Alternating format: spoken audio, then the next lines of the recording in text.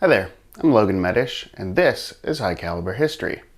Today we're going to be taking a look at the Model 1842 percussion single-shot Marshall pistol. And this is an interesting handgun because it holds a unique place in military history in terms of arms development and adoption. The Model 1842 holds the distinction of being the last single-shot military pistol adopted by United States Armed Forces. But it's also the first percussion pistol adopted by the United States Armed Forces. The mid-19th century was a very unusual time in terms of arms technology and advancement, and things kind of lagged behind, as they still do today, in terms of military adoption of certain things. And so the military had adopted the Model 1836 pistol, which was very similar to this gun, except that it was a flintlock design, and it had iron hardware instead of the brass hardware that you see on this gun.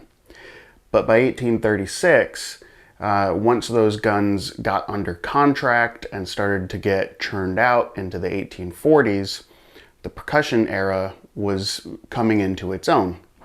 And because of that, a large number of those Model 1836 flintlock pistols were almost instantaneously converted to percussion locks to bring them up to modernized standards. Most, not all, but that was the case in a lot of the instances in an effort to have some sort of uniform measure across the armed forces.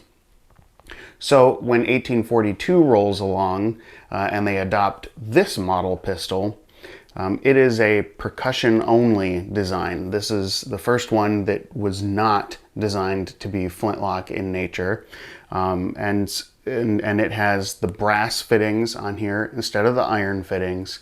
But other than that, it's an almost identical pistol to the Model 1836 that came before. For a single shot gun, it is a beefy piece of hardware. Overall, it's 14 inches in length.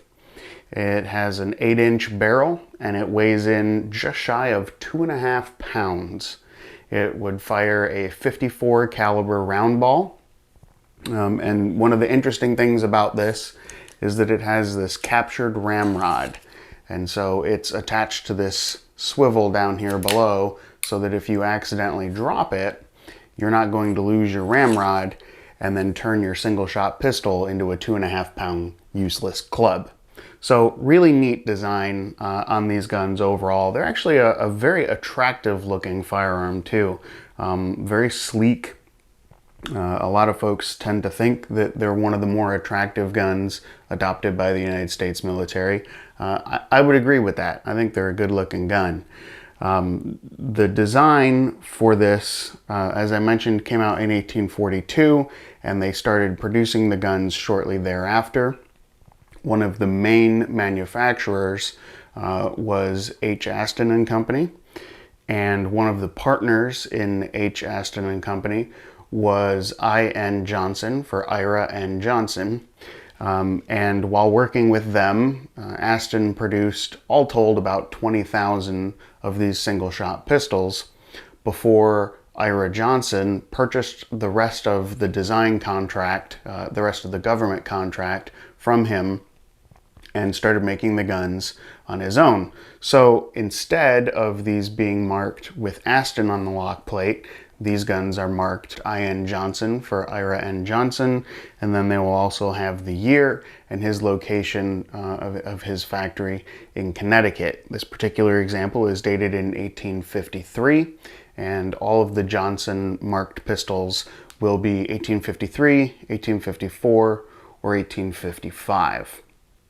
There are also markings on the barrel of the gun. This particular one has an SK over a P, and those are indicative. The P is of the proofing, and the SK are the initials of the government inspector who did the proofing on the barrel. And then on the opposite side of this gun here, on the flat in the wood, there's also another marking, and that is also for a final inspector's mark on this gun.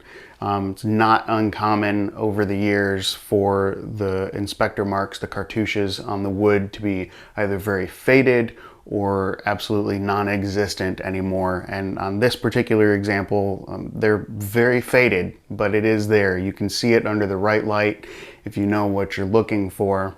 And beyond that, all of the brass parts have a W marking on them.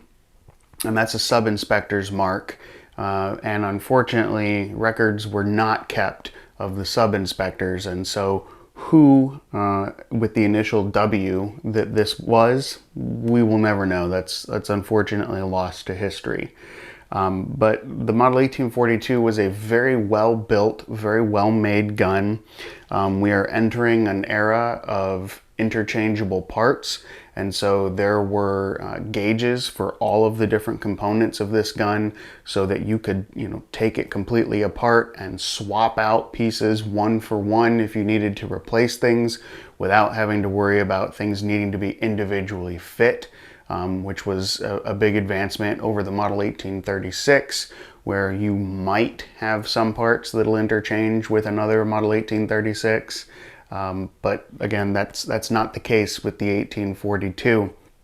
Everything from the walnut, the black walnut stocks, to the barrels, to all of the cast brass fittings, all of the pieces on the inside of the lock, everything's interchangeable on this gun, which is a huge departure.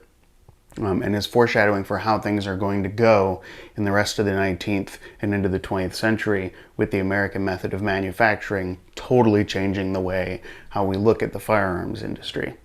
So again, I just wanted to bring in and show you guys a little bit about the Model 1842 pistol, because it really does have an unusual place in history, being both the first percussion firearm that we adopted, as well as the last single-shot pistol. So the Model 1842 existed in a really interesting time in terms of technology, and it's just a cool piece, and almost a missing link, a stepping stone, from when we went from single-shot flintlocks to single-shot percussion, to then into percussion revolvers. And then from there, the rest is kind of history. We get into the Colt single-action army, and we're off and running into the more modern weaponry that we think of today. So in an era where you're holding a 2.5-pound, 14-inch long single-shot pistol, that is a far cry from the single-action army, and certainly a far cry from the 1911 or today the M17. So we've come a long way in 170 years, but still some very cool technology.